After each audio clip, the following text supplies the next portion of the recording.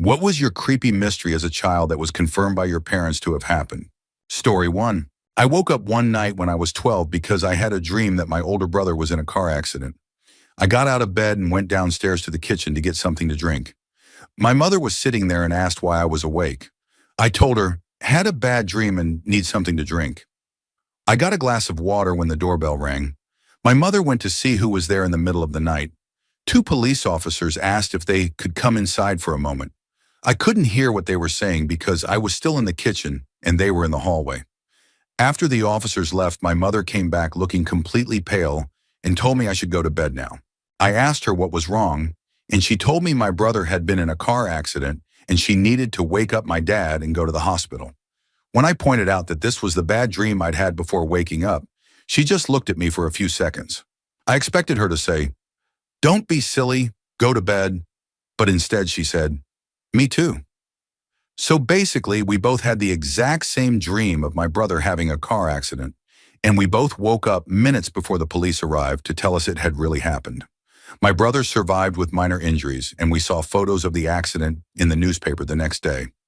It looked exactly like in my dream, down to the smallest detail, the way he lost control, where the car flipped the first time, and the tree where it stopped.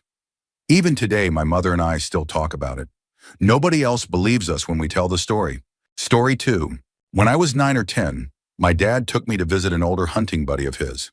My parents were divorced, and my dad lived in another part of the country, so while I'd known this man since I was a toddler, I didn't share the same interests as either of them. The friend was a gun dealer and had lots of catalogs to order supplies, and they often spent hours going through them.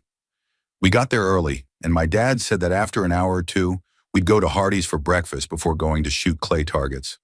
I wasn't interested in hunting and was just bored, so I wandered around reading the video game magazines I'd brought. The hour or two passed quickly, and they were still downstairs. I asked if they were leaving soon, and the friend suggested I check the refrigerator for something to eat. I found nothing in the fridge, but on the kitchen table there was an apple, which I decided would be enough to hold me over. As I picked it up, his wife came in and told me, "Don't eat that. Everything in the bowl is wax." I thanked her and went back to wandering around. About 30 minutes later, I returned to the basement and asked again when we were going to Hardee's. My dad's friend asked if I was still hungry, and I told him I'd almost eaten an apple, but his wife warned me it was wax. They both gave me a blank stare, and after a long pause, my dad explained that his wife had passed away recently. I searched the house to find her, thinking they were joking, but she was nowhere to be found. Even decades later, before my dad passed away, he still insisted I must have imagined it. But I know I didn't. She told me not to eat the wax fruit. Story 3. My family was driving through the backwoods of the New Hampshire, Maine area one autumn to watch the leaves fall. We were staying at a cottage, a place we visited often. On our way back from somewhere, my mother started yelling at my father for stopping suddenly. In front of us, on an unkept back road deep in the woods of New England late at night, there was a traffic jam of cars stopped in all directions. I remember lots of bright headlights. I also remember my dad's face as he turned around to reverse the car. My mom went completely silent. My dad said in an eerily calm voice, "I hate traffic." He turned around and started driving back the way we'd come, passing cars that flashed their headlights at us. The mood shifted from "what a fun day" to "let's leave." Even as a kid, I went quiet. Cars came up behind us, honking and flashing their lights. Eventually, they turned off the road and we made it back to the cottage. Decades later, my dad and I were having a beer, and he asked, "Remember that weird traffic jam up north?" I said yes, and he told me he and my mom thought it was an ambush, where people block the road to rob or harm you. He asked if I remembered the cars trying to block us in or chasing us until we reached a certain route. I vaguely remembered, but assumed it was just strange traffic. He didn't say much more after that and changed the subject to planting trees in the backyard. Story 4. When I was a kid, my family lived in a blue house with an unusual layout. One year, the house was badly damaged by a flood, and they had to knock down a wall between the living room and kitchen. After that, you could see straight down the hall to my parents' bedroom door. The house always felt strange. I was a terrible sleeper as a child and often went to the living room early in the morning to watch cartoons quietly. One morning, I was sitting in a chair with my feet up on a window. From there, I could see over the kitchen counter down the hall. A movement caught my eye. I looked up and saw the shadowy outline of a man walking toward me near my parents' door. Thinking it was my dad, I said something like, "Hey Dad, sorry if the TV was too loud." There was no response. Moments later, my foot accidentally went through the window, and I screamed. My parents ran out of their bedroom to see what had happened. It wasn't until much later that I realized there was no way the figure I saw was my dad. He had come running from the bedroom after I screamed, and the shadow's shoulders were much higher than my dad's. Years later, after we'd moved away, my mom and I were reminiscing. When I mentioned the strange feeling that house gave me, her response was, "Oh, you must have seen the shadow man too. The picture from the front has the front door and my room's window. That right side was the second hallway that had my room on one end and my sister's room on the other with a bathroom between. The side picture you can see how the house goes back. The very back was my parents' room. I put my foot through the middle of the 3 windows on the second picture." Story 5.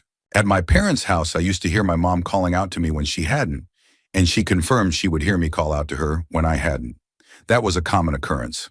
Also, whenever I was alone for a little while, if my mom was late from work or at the grocery store, I'd usually be in the main living room playing N64.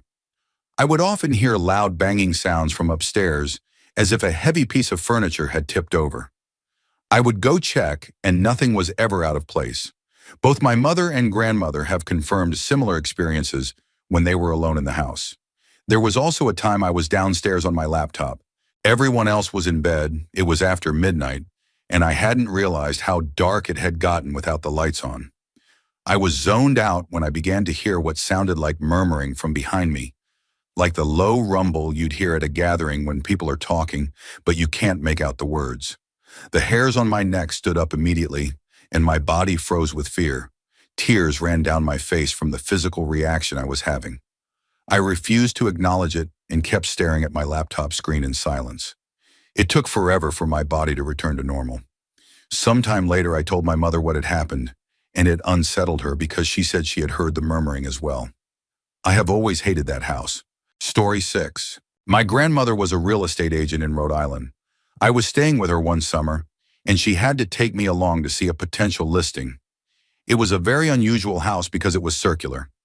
All the rooms went along the outside and connected to each other, and there was a center part with a little garden that was open to the sky. She went up to the second story, and I stayed downstairs because I wanted to walk around the loop one time.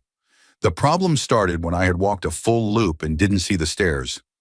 I thought I must be confused, so I kept going to the next room and still couldn't find them. I started to panic, so I began running around the house as fast as possible, checking every room for stairs, and there weren't any. Finally, I sat down by the front door and started crying. A little while later, my grandmother ran into the entryway, looking just as panicked as I was, asking where I had been hiding and why I wasn't answering her, calling out to me. I told her I never heard her calling out to me at all. The house had seemed so still and quiet while I was sitting there that I was convinced she had forgotten and left me there. We went home and didn't really talk about it. About 15 years later, I brought it up to my mom and asked if she knew anything or if this was just a strange childhood nightmare I was remembering. She told me she remembered it clearly because my grandmother had called her, absolutely shaken, because she couldn't explain what had happened and thought she had lost me, or that I had been taken by someone while she was distracted. She had apparently been looking for me for quite a while. I still don't understand what happened. Because the house wasn't even large or confusing to navigate, I still get chills when I think about it. Story 7. I'm not 100% sure this fits because my mom confirmed it years ago, then denied it when I asked her again recently, but here it is. When I was little, my dresser, which was long but pretty short, sat against the wall with one of the ends pointed toward my door. That dresser was heavy, an old wooden one with all sorts of neatly arranged items on top. Since it was in my bedroom, the floor was carpeted. I always slept with the door closed. One night, with no explanation, the dresser tipped over. But instead of falling forward, it fell 180 degrees to the side, landing in front of my door, all my belongings spilling to the side. My mom ran to get me but couldn't open the door as it was being blocked by the dresser. Eventually, with her pushing and me pulling on the dresser, She was able to slip in and move it out of the way. Nothing was damaged, not even the glass figurines I had. My dad helped put it upright the next day, and we moved on. Years later, I remembered the incident and asked my mom about it, expecting to learn that I had blown it out of proportion and it had only fallen forward or something like that. No, she remembered that night as well. However, she added one detail that I could never figure out. She thought she heard me jumping on the bed that night, which was why she thought the dresser tipped over. I had been asleep. I have no idea where she heard that noise coming from. Story 8. I woke up one morning, and the shoelace from one of my sneakers had completely vanished, just on one shoe. The lace on the other shoe was still there. I never removed the laces from my shoes. The shoes were right beside my bed all night. I have always been a ridiculously light sleeper. The slightest sound wakes me up, and nothing woke me that night. Moreover, the door to my room was closed. The floorboards creaked whenever anyone stepped on them, and the room was small. I would have noticed someone coming in. Nothing else was disturbed in the entire house. Nothing had been moved or taken, and there were no signs of forced entry. My mom noticed nothing all night. She also has no sense of humor. There was nobody in the house aside from me and her, and nobody but us had the keys. We didn't have mice, and there were no traces of the missing lace anywhere. There is absolutely no way that shoelace could have gone missing. My mom remembers it well, but as soon as I mention it, she immediately doesn't want to talk about it because it unsettles her. Either somebody broke into the house and did nothing except take a single shoelace, or something else entirely happened. Story 9. When I was a kid, my mom used to work at a small grocery store, and she would go there before breakfast to get fresh bakery goods when she had the afternoon shift. Then she would wake me up for school and ask how I slept, and I would tell her what dream I had that night, if any. One morning I told her I had dreamed that two men broke into the store and left a red screwdriver on the floor. My mom was shocked because there had really been a break-in that night. That was why she couldn't buy breakfast that morning. But she couldn't talk with the police or colleagues at the time to get more details. I then went to school, and my mom did the afternoon shift. That evening when she came home, she told me that the police had indeed found a screwdriver on the scene, which belonged to the burglar or burglars. This all happened in Europe, in a small town in the early 1990s, with no CCTV, and the burglars never got caught. My mom made me fill out a lottery ticket the next day, but I never won with it and never had such dreams again. Story 10. When I was a baby, my mom rented a house from a friend who claimed it was haunted. She didn't believe it until she would hear 1 or 2-year-old me sitting in my bed talking to two men that I had said lived in the ceiling. She always thought my older sister would leave the TV on, thinking that was where the voices came from, until she heard me speaking back and my baby or toddler talk to them. She said that in the last month we lived there, when I was a little over 2, she was in the bathroom directly across from my bedroom when she heard a man talking in my room. It was late, I was supposed to be asleep, and my mom said she froze and listened. She couldn't understand what he was saying. Then another man started talking, and she was unsettled and hoping I was asleep, and the men were just breaking in and would come out and leave me alone. Then she heard me talking, and she rushed into the room. She said she practically broke the doorknob and saw nothing but me in my toddler bed. She said I looked at her with an annoyed face and seemed upset. She asked who I was talking to, and I told her, I was talking to the angels. Apparently, I pointed to the ceiling and got angry with her, saying, you made them go away. I don't remember any of it, just what she told me. She believes in all those TV psychics and ghosts, while I try to hold back from telling her how psychics are fake and ghosts are probably not real. Story 11. When I was growing up, I lived in a small bungalow with my parents. My room was directly beside my parents' room. I had a fish tank with a light, and I used this as a sleep aid. The dim light of the tank and the bubbling sound of the filter put me at ease. One night I woke up and saw the outline of a man wearing a trench coat and a top hat standing beside my bed looking at me. Naturally, I screamed as loud as I could, and my parents came running into the room. They turned the light on, but the man was gone. They comforted me back to sleep, and that's all I remember about that night. Fast forward 3 or 4 years. I moved my room to the basement, and my parents knocked down the wall to make their room bigger, but they kept their bed in the exact same place. Over the next year, I would wake up to screams from upstairs and hear my mom crying. She would always see the outline of a man standing in the exact place where I had seen him before. They even moved their bed to try to put it where the figure would appear, hoping to stop it from showing up. It still scares me to this day thinking about that house, and I'm glad I'm nowhere near it anymore. Story 12. I live in Colombia, and my father is a doctor. While I was growing up, his main work was as hospital director of some of the most isolated hospitals in rural areas. The good thing is that you get used to strange sounds at night and the silent night watchmen, mostly older men, walking around without even a flashlight. Most of the hospitals we lived in were new and well maintained until we moved to an old town in the south of the country. That hospital was only partially renovated. Most of the building was still the old public retirement home, or sanatorium, if you could call it that, with parts basically destroyed. Falling ceilings, broken walls, you get the picture. One of my hobbies was spending the evening playing dominoes with the head nurse and the night watchman and joining them on their rounds. One night I was with Pasquale, walking around one of the old areas, when I suddenly felt the urge to look back. There it was, a white-gray, shadowy figure in front of a boarded-up room that always gave me the creeps. I remember gripping his hand tightly and he told me, "Just don't look. She likes to scare people, and if you look for too long, she can get inside you." At that point, I was honestly more terrified by how calm he was than by the apparition itself. I ended up building up the courage to walk through a bushy area behind the buildings, where the ambulances used to park, just to avoid passing near that cursed room. Story 13. When I was 10 years old, I often visited a friend who lived about 4 miles away. To get there, I had to walk next to a huge cornfield with only a couple of houses along the way. After spending time at his house, I would walk back home. The street I walked on was usually empty. Rarely would anyone be out walking a dog or jogging, so I was alone most of the time. The houses always seemed abandoned, with windows boarded up and doors permanently shut. One day on my way back home, my shoelace came loose.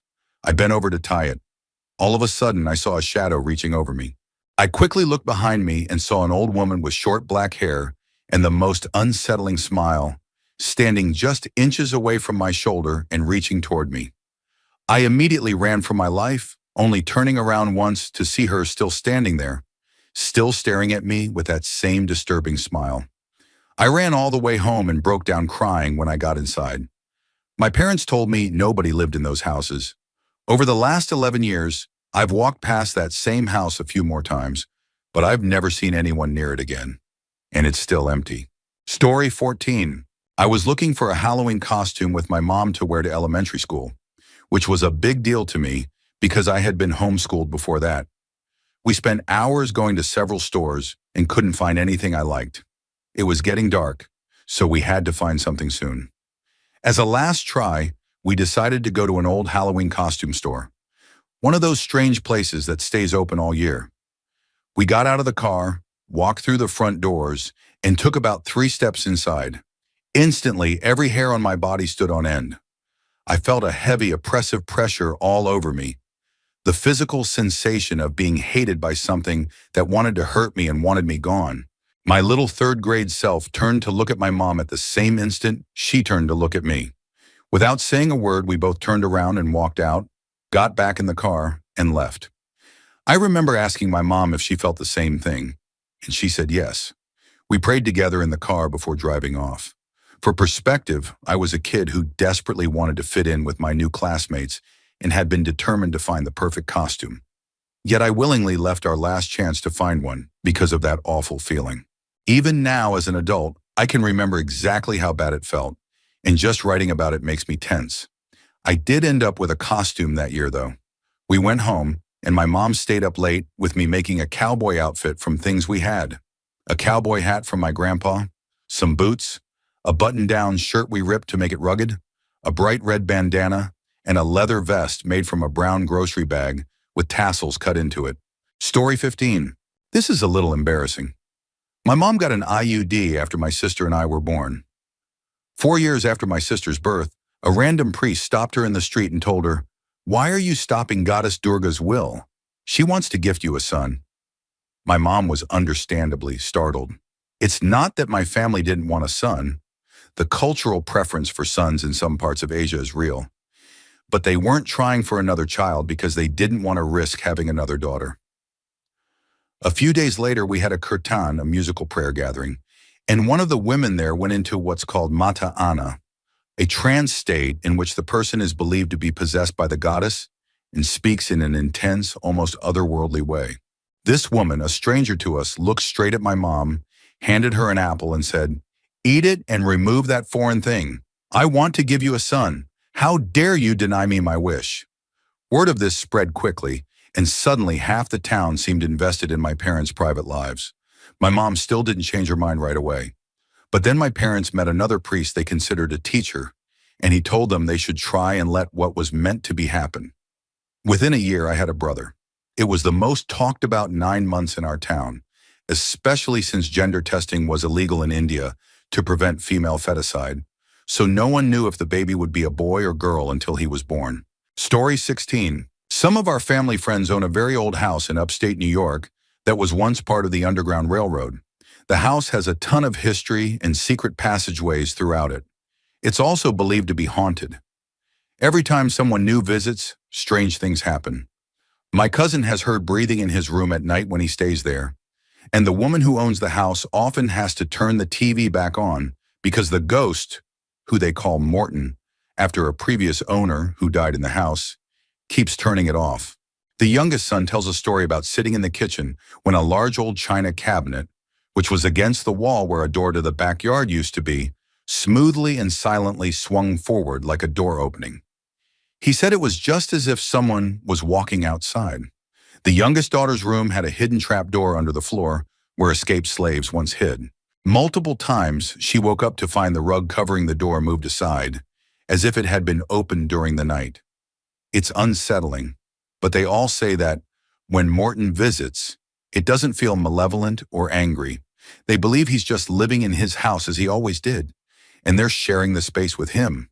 They've lived there for over 20 years and have no plans to leave, even with all the unusual activity happening around them. Story 17. I was raised solely by my mother. When I was about 6 years old, I frequently had a recurring dream in which I was a man riding a motorcycle in full gear along the side of a tall cliff. Or at least that's what it looked like to me as a child. I was going too fast and made a sudden turn, and as I rounded the bend, a semi-truck came out of nowhere in my lane, heading toward me. I tried to make a sharp turn to save myself, but realized I would go over the cliff. I overcorrected and ended up sliding under the truck while the driver tried to regain control. I felt my knee hit the pavement and then hit my head on something underneath as I fell off the bike. The wheels approached. I stopped having the dream when I was 10, and I didn't think much about it afterward, though I'd told my mom about it dozens of times by then. When I was 17, the child support agency finally tracked down my father. We found out he was the man from my dream. He had been paralyzed from the waist down in an accident that happened exactly as I had dreamed it. He spent several years in a coma, which lined up with the time I was having those dreams, from age 6 to 10. He still wanted nothing to do with me and asked not to be held responsible for child support, and we let it go. By then, I wanted nothing from him, but I was stunned at how accurately I had described what happened to him without ever having met him. Story 18. I was in 7th grade when my parents bought their first computer, so I wasn't super young. We had a small ranch-style house, so my dad built a corner desk in the basement in one of the finished rooms, since there was no space elsewhere. My dad had built the house in the mid-'80s, and no one had lived there before us. When my mom would get home from work, we'd hear her set down her keys on the counter and walk across the kitchen floor in her heels. It happened often enough that my brother or I would be on the computer and hear those exact sounds, the keys being placed down and her footsteps across the floor, only to go upstairs and find she wasn't home yet. We told her about it, and it happened enough that we started noting the times when it occurred. A few times she said she'd been thinking about work right then and happened to look at the clock. We never figured out why it happened so consistently. My mom also mentioned that while she was on the computer, she'd sometimes hear someone moving around upstairs, even though no one else was home. My dad didn't allow pets in the house, so it wasn't a case of an animal making noise. To this day, we have no explanation. Story 19. This one really unsettled me. I grew up in Burton-upon-Trent, and as a kid I was fascinated by medieval-era history. Castles, knights, all of it. One time we visited Tutbury Castle. I was enjoying myself until we reached the gate, when I suddenly felt a strong grip on my shoulder. I screamed. My parents asked me what was wrong, but I noticed a strange expression on their faces, which made me think they had felt it too. We left shortly afterward, and I never went back. Soon after, I felt like I was constantly being watched. I would look into the garden and see a figure twitching, and I would end up in tears in my room. It got so bad we had to switch rooms. For a year, I felt chased by whatever it was until we moved to Basingstoke. After that, I no longer felt pursued or watched, and my teenage years were normal. About a decade ago, I returned from the US to visit my parents and told them what I remembered. They admitted that they had seen and experienced the same things back then, but hadn't told me because they didn't want to scare me. We laughed about it, but even now, thinking about it still gives me chills. Story 20. When I was around 7 years old, my parents bought an old 19 Sarah villa. They moved it an hour from its original location to their land and restored it. It had ornate pillars and arches in the central hallway, detailed molded patterns in the ceilings around the light fittings that were about 3 meters high, vertical sliding windows with hanging steel counterweights on ropes, all those grand old-fashioned details. When we first viewed it before it was cut in half and moved, the place was completely cleared out, just walls, floors, and roof. In the front room, there was an old man, probably in his 80s, sitting in a tall wingback chair in front of the windows, holding a newspaper. He didn't respond when I tried to speak to him from the doorway. I figured he was just a grumpy old man ignoring kids. I asked my mom who he was and why he was sitting in the middle of an empty room. She told me not to be silly, then took me back to the now empty room. The chair and the man were gone, which completely baffled me.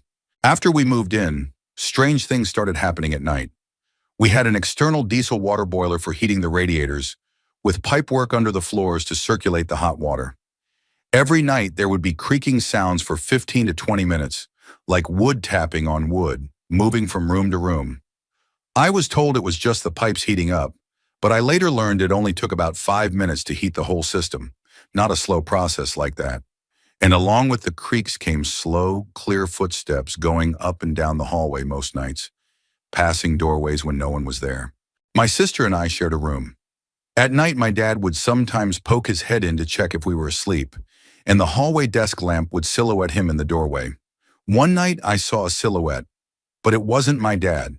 The figure was shorter than my dad and taller than my mom. I froze completely, unable to move.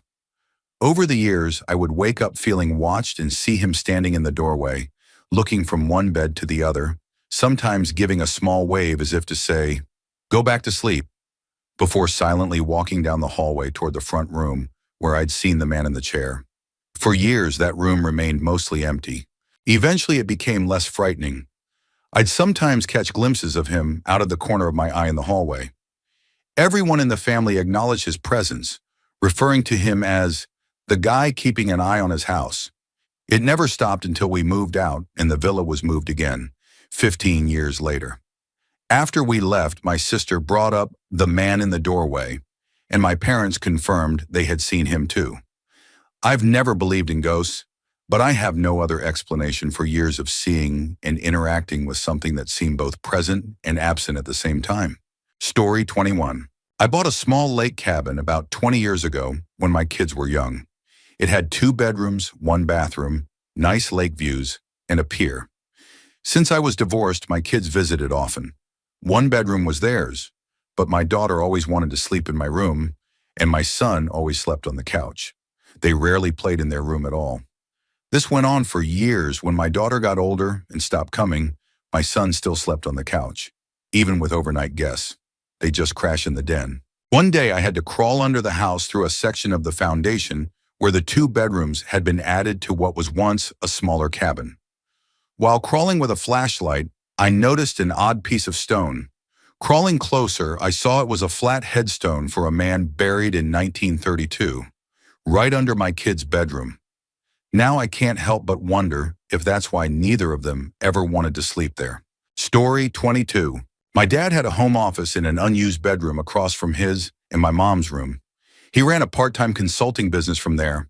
My brother and I had our rooms on another floor and rarely went in, except if we needed to use the stapler or hole punch for schoolwork. The room had a large wooden desk, file cabinets, and a long table with a printer and fax machine. One day, Dad was frantically searching the house for his wallet. We all pitched in, checking every possible spot. He even checked the cars and drove to his full-time office, but no luck. After 2 weeks, he canceled his credit cards and bank cards and was about to get a new driver's license. Then one day I went in to sharpen a pencil using the sharpener on the table in his office. Right there on the front of the table, in plain sight where no one could miss it, was Dad's wallet. We have no idea where it had been for those 2 weeks. When we eventually moved out of that house, my mom and I made sure to open every drawer and door so we wouldn't forget anything. A few weeks later, the new owner called, saying they had found a box of our important papers, birth certificates, medical records, my parents' marriage certificate, sitting in an unfinished basement room. We never stored anything down there because it was damp, and certainly not documents like that. Story 23.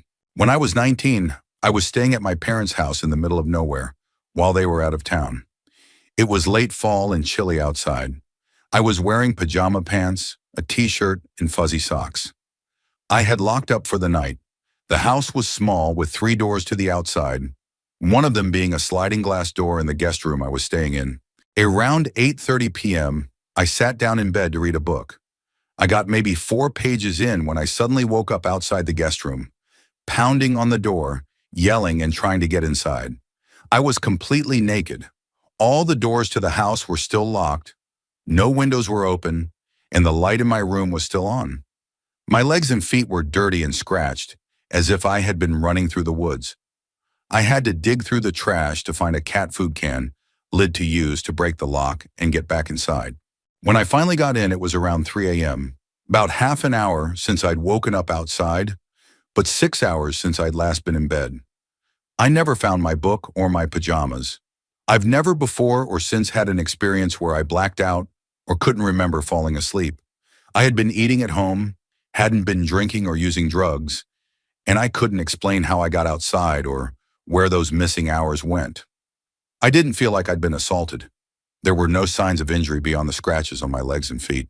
When I told my family, my brother mentioned that he had stayed in that room a few weeks earlier.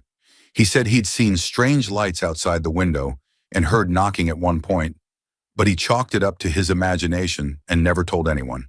Story 24.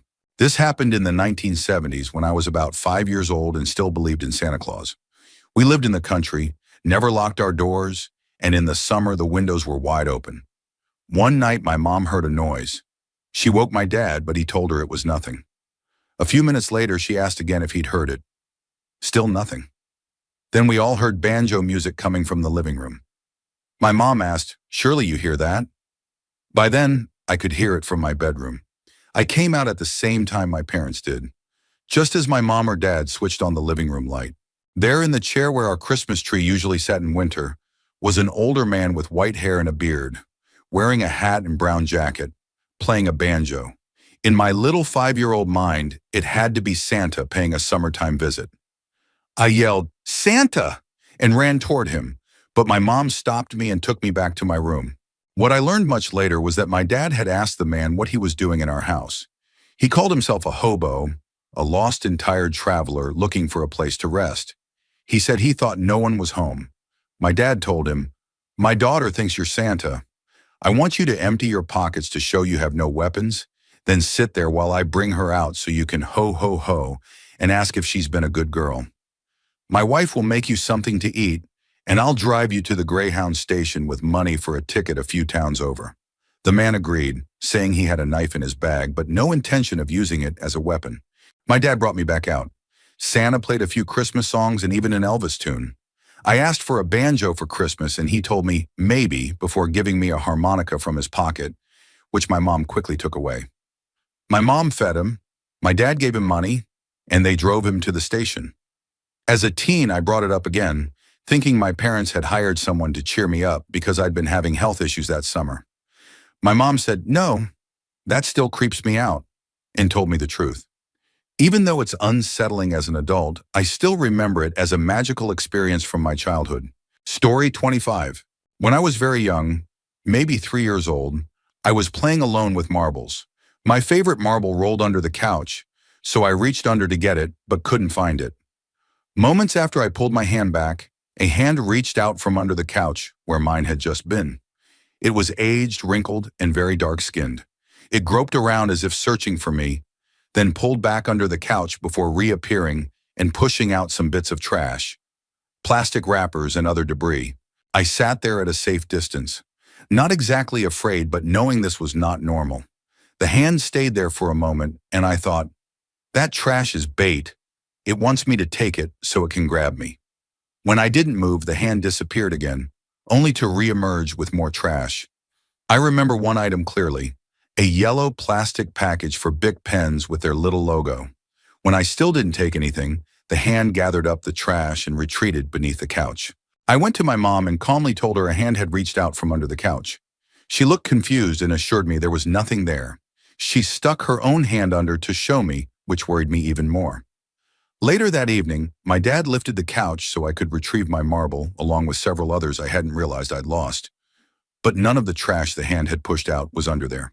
For the rest of my childhood, I avoided dark spaces under furniture, believing a hand could reach out and pull me in. I assumed it had just been a vivid dream. But in my late teens, while talking to my mom about dreams, I mentioned it, and she said it had really happened. She remembered the day I'd told her, and she admitted it had disturbed her because I wasn't the type to make things up. She also said they soon got rid of the couch, which they had bought used, after learning from the seller that an elderly woman had died while sleeping on it. Even now, I still think about it. I've never been able to make sense of why the hand offered me garbage instead of my marble, or why it would try to bait me at all. It remains one of the most bizarre and unsettling experiences of my life. Story 26. When I was a child, I lost all my memories after. According to my parents, I fell from a new balcony my dad was building at the time. From the day I came home from the hospital, I would be visited at night by what I believed was a ghost. It always felt like an angry presence that hated me, though I didn't understand why it targeted me. It would scare and terrorize me to the point where I would cry myself to sleep every night. One night, feeling completely helpless, I yelled out, "Please stop, I just don't want to be sad anymore." After that night, it all stopped. A few years later, I began hearing footsteps in my room at night, but I didn't connect it to my earlier experiences. One night, I finally got fed up and was about to swing my fist toward the noise, but I froze mid-swing. Standing beside me was a very young boy, maybe around 4 years old, soaking wet. It took me a moment to process what I was seeing. When I reached out to touch him, he felt solid. I got up and placed him on my bed, wrapping him in a blanket because he was so cold. As I did, I asked, "Who are you? How did you get in? Are you hurt?" All he said, over and over, was that he was sorry for being mean to me, but he had been very angry. Confused, I told him to stay put while I went to wake my parents. They looked mildly irritated when I told them, but when I returned to my room, I collapsed to the floor. The boy was gone. My parents' room was just down the hall, so I would have seen him leave. For a moment, they thought I was imagining things, but then they saw what looked like small, wet footprints leading from my door to my bed, and the blanket still shaped like a small person had been lying there. They asked what he looked like, and when I described him, their faces went pale. They brought out an old photo album and pointed to a picture of a young boy. It was him. I asked who he was, and in the photo I could see myself playing with him. They told me he was my twin brother who had died years earlier. In that instant, all my memories came flooding back. I remembered the day he died. We had been playing in a field across from our house and got into an argument. I told him to run home, and as soon as he stepped into the road, he was hit by a car and died instantly. For a long time afterward, I was deeply depressed and kept hearing his voice in my head. The final memory was of the day I fell off the balcony. I remembered hearing his voice calling to me. I saw him standing there, and I ran toward him at full speed, right off the balcony. After I lost my memory, my parents decided to keep the truth about my brother from me, believing it was for the best. Story 27. I grew up in a strict Pentecostal household. I couldn't wear shorts as a boy, we couldn't watch TV, and women weren't allowed to cut their hair or wear makeup. Needless to say, I knew very little about the world outside of church and school. When I was about 5 or 6, I had a vivid dream in which I was an adult in Las Vegas. I had gambled away all my money and sat at a table with my head down in distress. I felt a comforting hand on my shoulder, as if reassuring me everything would be okay. At that age, I had never seen Las Vegas, didn't have access to movies or TV, and had no way of even knowing gambling existed. When I woke up, I saw what I swear was an angel in the corner of my room, looking down at me from near the ceiling. I called for my mom, but was too afraid to speak loudly. After that, things became fuzzy, but I still believe I truly saw something that night. My parents, being very religious, also thought it might have been real. Even now, at 46 years old, I still wonder how a child like me could have known about that kind of scene unless there was more to it than just a dream. Story 28. When I was 6 or 7, a neighbor across the hall was murdered by her husband. I remember peeking through the keyhole and seeing her being taken out on a stretcher. I didn't realize she had died until I overheard my mother telling someone. Not long after, I began having what I think were night terrors. In them, I saw a man who looked like my father and a woman walking through a maze surrounded by roses. She was terrified, and I could hear her breathing getting louder and louder until it felt like it was right in my ear. Then I would wake up. The dream repeated several times until we moved. Years later, I asked my mom what had happened to that family. She said they moved soon after, and everyone who lived in that apartment afterward requested to be transferred within a few months because they heard strange, panting sounds or had nightmares, especially the children. My dad once stayed in that apartment after an argument with my mom, breaking in when it was vacant. He didn't last the night. My mom said he came back at 3 or 4 a.m., almost pleading to be let in, and for a while afterward, he drank less and was less violent toward her. He never explained what happened. The woman had been stabbed and died slowly. Story 29. A few years ago, my grandfather was diagnosed with liver failure and given only a few months to live. We were very close. We would go for walks, take photos together, and his tradition was that any visitor had to play cribbage with him. I never learned how, so I would just watch my dad play against him. Eventually, his liver gave out, and he passed away in his sleep.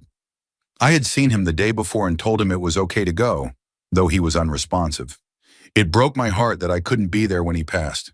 A few days later, I was in my room and found a blue cribbage peg on the floor next to my desk.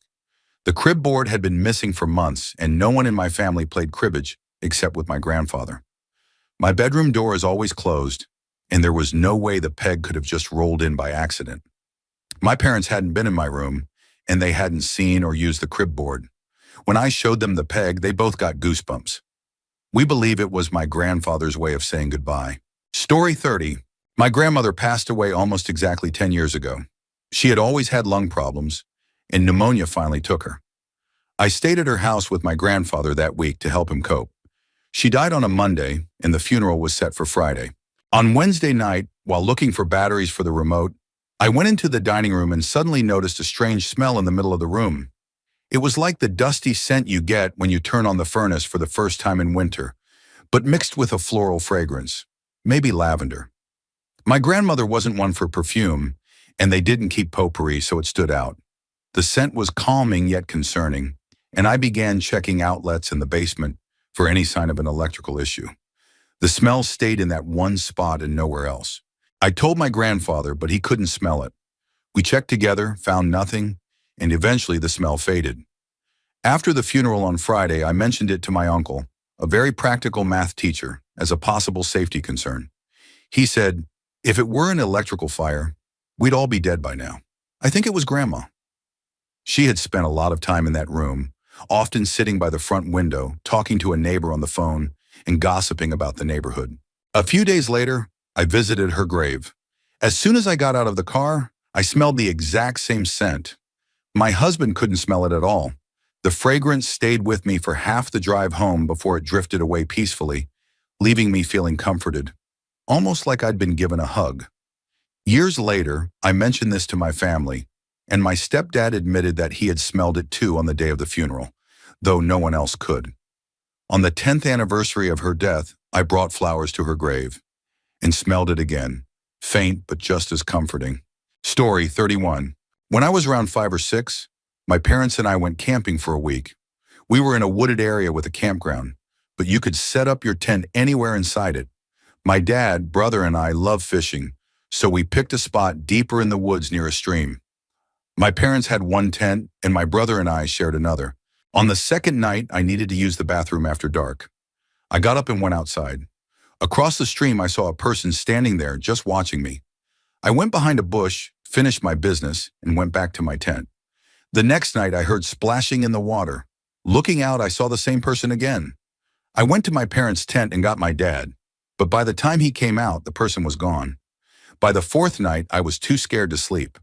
I kept watch through the zipper of the tent, and sure enough, I saw the person standing on the opposite bank again. I grabbed my flashlight and shined it on them, but before I could get a good look, they ran into the forest. I called for my dad again, but he still didn't believe me. On the fifth night, I begged my parents to let me sleep in their tent. My mom finally agreed. When they fell asleep, I went to the zipper to keep watch. When I saw the man again, I woke my dad and showed him. He saw him too, grabbed his gun, and woke my mom, telling us to stay put. My mom looked terrified. 5 minutes later, my dad came back and told us to pack up. We left the campsite around midnight. Years later, I asked my dad about it, thinking it might have been a dream or something from TV. He confirmed it happened. He told me that when he shined the flashlight on the man, he saw that he was enormous, a giant of a man. The man ran back into the forest, but when my dad swung the light around, he saw movement just beyond the beam. He decided we should leave immediately, and as we packed up, he kept the gun and flashlight pointed toward the stream. He said he could still see the man moving around in the darkness, though never clearly enough to make out details. Story 32. I was taking a shower when, as I reached for my towel, someone else seemed to grab it and shake it violently. I screamed and tried to run out of the bathroom, but there was a figure sitting on the toilet. I had never seen her before, and she appeared translucent. I screamed again and shut the shower curtain. My brother ran in to check on me, and I bolted out of the bathroom, with my mom right behind him. After I got dressed, still wet and shaken, I described what happened and what the woman looked like. My mom became convinced it was my great-aunt Alberta from my dad's side, who had once tried to take me when I was a baby. As she was telling me the story, the phone rang. We found out that great-aunt Alberta had just passed away. My dad went to her funeral alone, since we lived in another state. When he came back, he brought one of the memorial photos of her. Seeing it terrified me. It was the same woman I'd seen on the toilet. After that, my mom started believing I could see the dead. 2 years later, when I was 14, I was at home with my mom. She was downstairs folding laundry, and I yelled a math joke to her about imaginary numbers. I heard her coming up the stairs and saw her step into the kitchen, look at me, laugh, and walk toward her bedroom carrying laundry. I followed her to keep talking, but when I got there, the room was empty. Then I heard her voice coming from the kitchen, asking who I was talking to. She walked into her room moments later. I froze, feeling faint. When I explained what happened, she saw how shaken I was. That same year, I was watching a movie in the basement while home alone. My grandmother had recently passed away, and my parents were in Arkansas packing her things. My brother was supposed to be out until evening. Around 6:50 p.m., I heard commotion upstairs and thought my brother was home early. I went upstairs, but the noise stopped halfway up. The door was locked, the driveway was empty, and no one was there. I went to the bathroom, and then I heard more noises from the kitchen. Thinking my brother was trying to scare me, I snuck out to catch him. Instead, I found all the kitchen furniture moved into the living room, the table upside down with the chair stacked on top, and every door, cabinet, and drawer in the house standing open. The front door was unlocked and open. As I stood there in shock, my brother pulled into the driveway. I ran outside crying and told him to look inside. When my parents and grandfather came home later, we started putting everything back. My dad noticed an old Donald Duck alarm clock balanced upside down on one of the living room ceiling fan blades. The vaulted ceiling made it impossible for any of us to have done that without a ladder, and even then, balancing it that way would have been nearly impossible. My family had a lot of strange, unexplained things happen in that house. Story 33. This happened between my dad and my grandpa, and both have told me about it.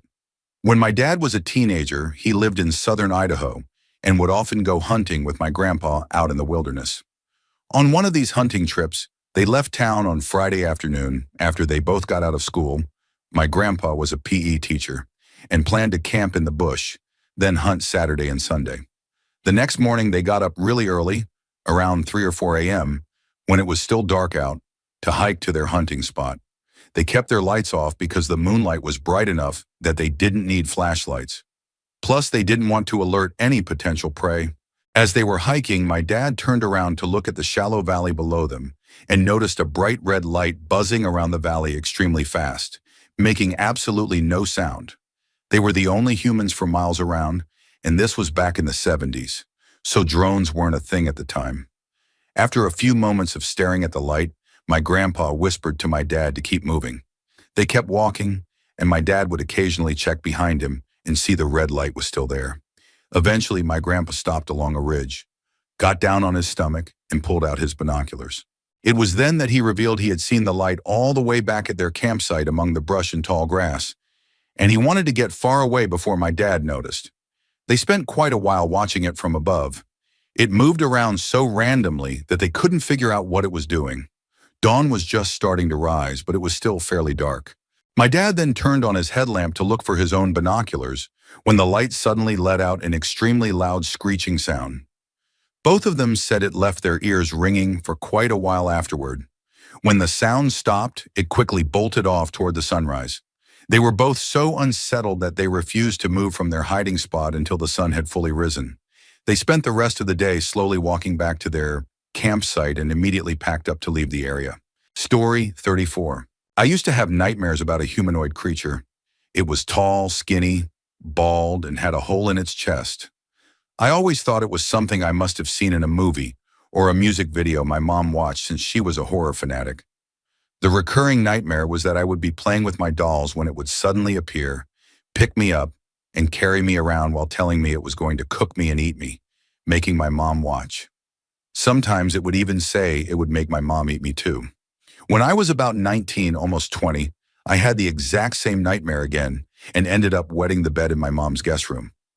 I went to tell her what happened and asked for her help. She was angry at first and wanted to know what could cause someone my age to wet the bed. I told her about the nightmare, and she stopped helping with the sheets. She just stood there for a few seconds, then her eyes started to fill with tears. I was confused and asked her what was wrong. She didn't answer right away, so I walked around the bed and hugged her. That's when she started crying and told me she was sorry, that she didn't think I would remember. I asked her what she meant, and she told me about a man she had dated when I was almost 3. He was, according to her, horribly abusive to both of us. He was tall, skinny, bald, and had a health condition that caused his chest to cave inward, making it look like a hole covered by skin. Apparently, him picking me up and saying he was going to eat me was the final straw for her. In real life, according to her, I had been playing with Barbies in a makeshift bowl pool in the front yard while they were barbecuing. He went inside to get a specific bowl, couldn't find it, and came back outside to see that I had my dolls in the one he wanted. He completely lost his temper. It escalated to him picking me up, threatening my mother, and telling her he was going to put me on the grill and make her eat me. Somehow she managed to calm him down and got through the evening until he got drunk. At that point, she called her grandmother to come pick us up. That's all according to her, because I still can't remember the actual event. Story 35. When I was really little, maybe around 4 or 5 years old, my parents and I went on a road trip to meet up with my uncle in camp, with him and his family in Colorado.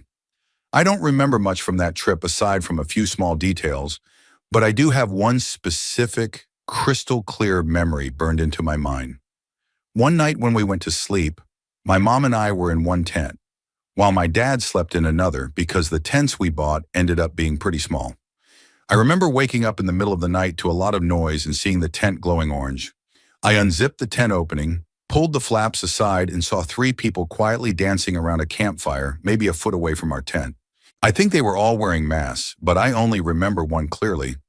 It was a square wooden mask with straw for hair and large painted eyes that now remind me a lot of Majora's Mask. My mom yanked me back from the opening, zipped the tent closed, and told me to be quiet and go back to sleep. For years, I assumed I had just dreamed it, but a few years back, I asked her about it, and it turns out it really did happen. These people had just shown up in the middle of the night and stayed there until sunrise.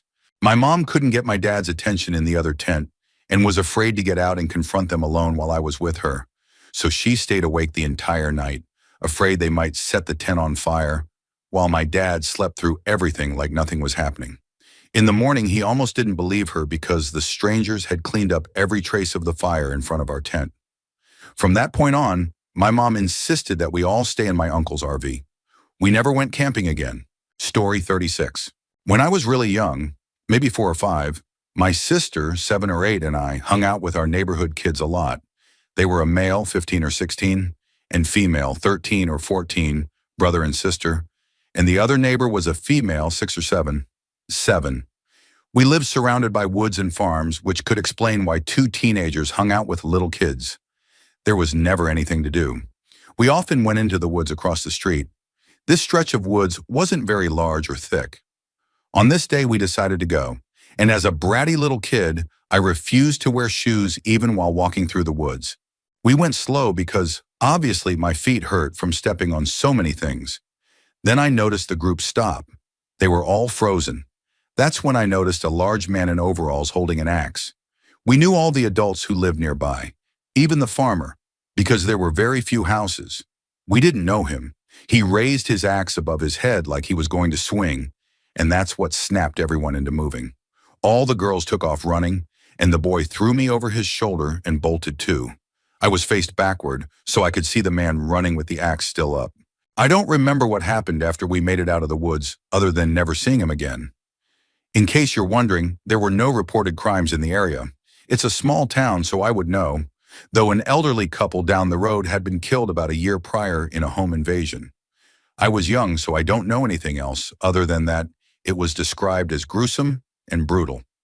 I remember the man with the axe clearly, but always assumed it was a story I made up in my head or dreamed. I never talked about it. My sister never talked about it. The older neighbors moved soon after.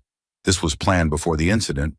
The younger neighbor never talked about it either, and eventually moved until last year, about 15 years later, when she came to visit.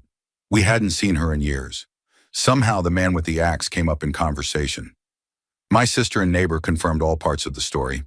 They even remembered more than I did. It was all real. Story 37. This happened when I was around 7.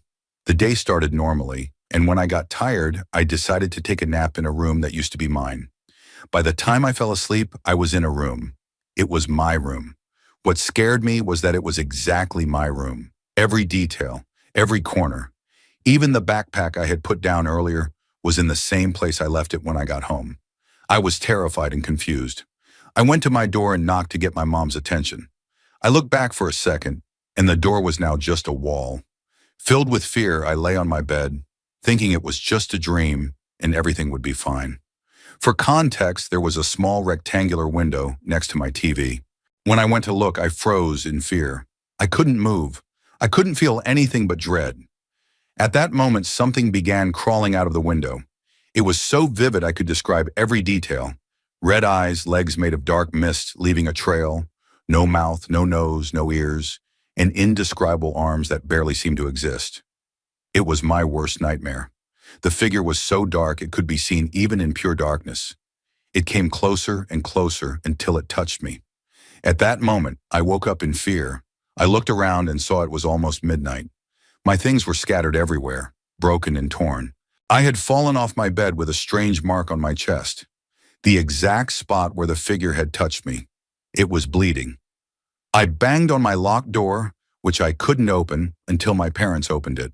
After that, I had to see a psychologist and work with a therapist because of how terrifying and traumatic it was. I even drew the figure to give the psychologist an idea. Even he was unsettled by it, but now I'm fine and healthy. Story 38. When I was 5 and my sister was 16, we were walking home from our maternal house. The road was quiet and she let me walk ahead. Suddenly, I heard a rapid popping sound, like fireworks. She quickly came beside me, told me to jump on her back like I used to, and then ran full speed until we reached home. I thought it was just a game. 12 years later, she told me those fireworks were actually gunshots, just 2 houses away. She never told our parents, afraid they'd be angry for letting us walk home alone.